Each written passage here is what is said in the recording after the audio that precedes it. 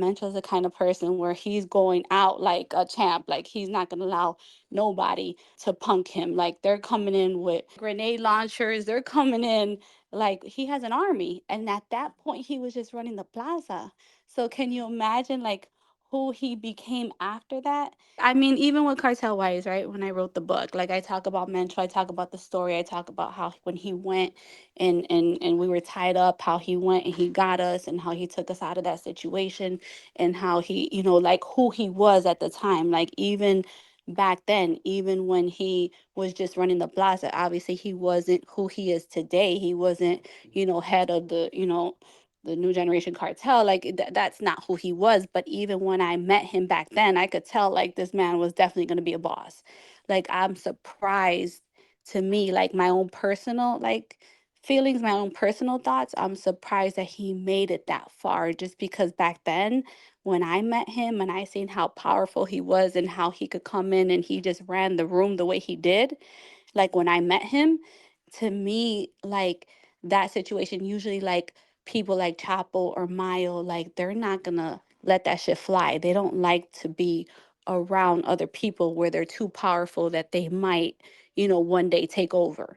And like I think that's why like Jay and my brother-in-law Peter were so successful, because they didn't feel that, they were businessmen at the end of the day. They weren't trying to run their own cartel. They weren't a threat to them that they were going to take over and become a boss, you know what I mean? Even though they were running, to them that was just a business, right? They ran their shit like a Fortune 500 company. They ran their business, it was about making money. It was about a business to them. They weren't about cartel wars and drug wars, and them, they all they saw was green. So it's like that was, Chapo and Mile were like, okay, yeah, this is, my people. These are, that was their family. But when it came to people like Mencho, where he was so powerful and fearless and he was, he wanted to take over.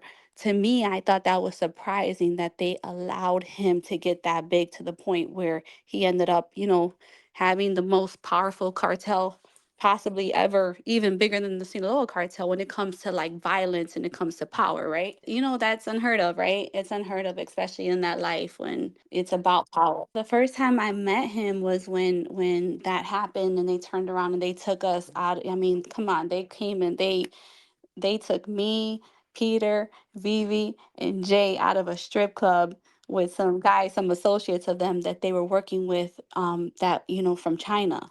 And they came with, rifles, AK-47s. They had us on the floor. They had ski masks. They had us on the floor, AKs to our heads. And they came in a convoy of Suburbans, bulletproof Suburbans, like masked up, all in black. Like this was some movie type shit where we're in a strip club and all of a sudden you hear, and like everybody, you see strippers running around butt naked or screaming, yelling. Like it was like a movie, right? And we're living this in slow motion. And when we were taken and we were tied up, like I'm thinking we're about to get killed. Like there's no coming back from this. Me That all too. went down. And when, they ended up being like, federal custom agents, you know, Afi, Pejer, they were all involved. Corruption, right? It was corruption at probably like the highest level. And when we realized, like, damn, these people are the real deal and they're extorting, J&P, trying to get this money from them.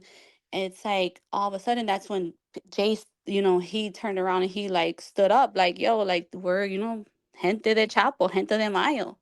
And they laughed at him like, yeah, fucking right. You know what I'm saying? And it wasn't until, my brother-in-law was able, my older brother-in-law, Mondo, was able to like get a hold of somebody. And, Mencho ended up reaching out and actually calling, the office that we were at, because he was running the plaza at the time in Puerto Vallarta, right? And so when he ended up calling, like, we about to take them out the easy way or the hard way, and they allowed me and Vivi to walk out that door with their associates from China, like I knew how powerful this man was, right? And so at that point, it's like when he went out and he, like basically, they had to like surrender, you know what I mean? They, it was like mental call, like, we're gonna do this the easy way, we're gonna do it the hard way, right? And so they actually were getting like putting their bulletproof vests on and things like that. And like all this is happening.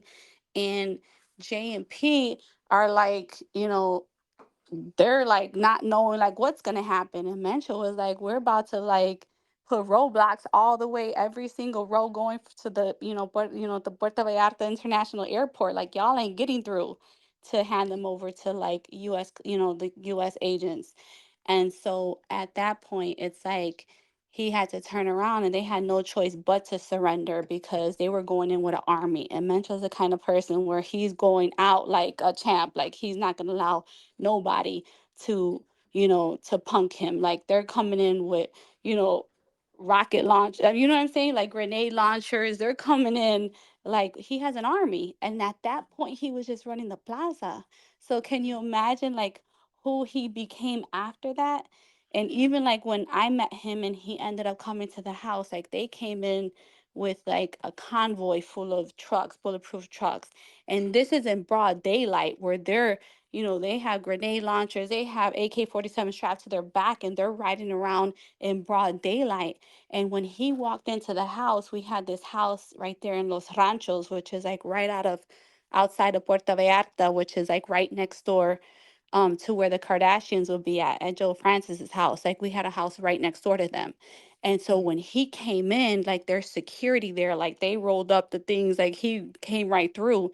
And when he came into the house, it's like we had this long like dining room table for like 20 people, and he came in and he like just was just running all his people, where he came in like with the whole army.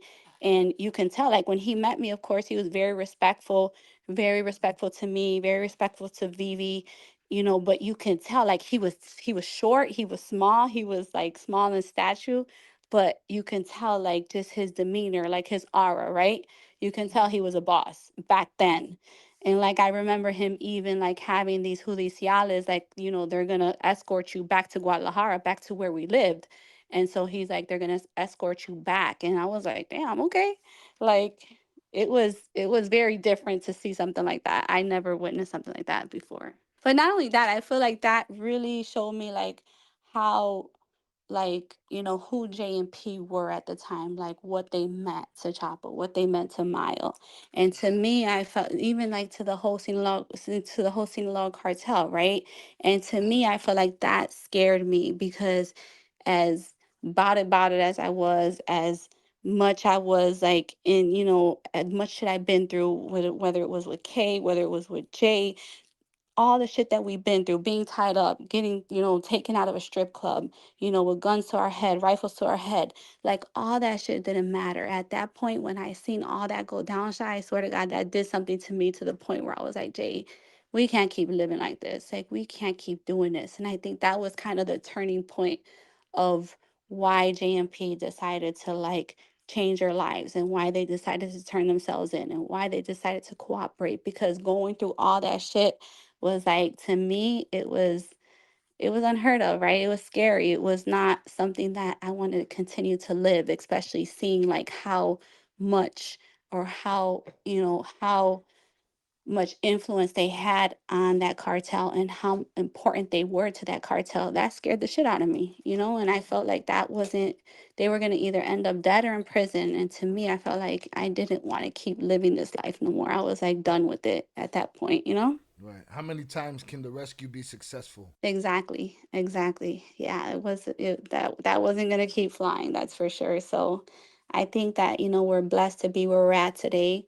I feel like even though we've been through so much, and even though Jay had to go away for all them years, and even though I had to go away, for my bid, it's like I feel blessed. I feel like, what, we made it out of this shit and we're here for a reason.